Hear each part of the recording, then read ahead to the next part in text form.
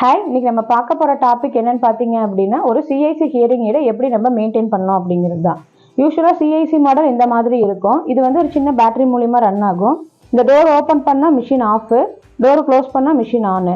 நீங்கள் வந்து யூஸ் பண்ணாத டைமில் இந்த டோரை ஓப்பன் பண்ணிவிட்டு பேட்டரியை வெளியே எடுத்துகிட்டு மிஷின் இந்த ஒயிட் பாக்ஸில் தான் வைக்கணும்.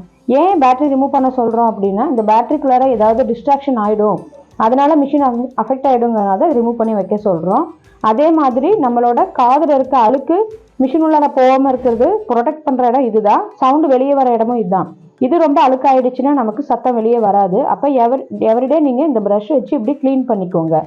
க்ளீன் பண்ணிவிட்டு மிஷின் யூஸ் பண்ணுங்கள். நைட்டில் எப்பொழுதுமே இந்த ஒயிட் ஸ்ட்ரெயிட்ரை பாக்ஸில் வைக்க சொல்கிறதுக்கு ரீசன் வந்து பார்த்தீங்க அப்படின்னா, இது வந்து பார்த்தீங்கன்னா ஸ்ட்ரெயிட்ரை கிட்டு ஈரத்தன்மை ஏதாவது இருந்தால் இதை அப்சர்வ் பண்ணிக்கும். அதனால் நைட்டில் எப்பொழுதுமே மிஷினில் ஒயிட் பாக்ஸில் வைங்க. இதில் உங்களுக்கு ஃபர்தராக வேறு ஏதாவது டவுட் இருக்குது அப்படின்னா எங்களை காண்டாக்ட் பண்ணுங்கள். தேங்க்யூ.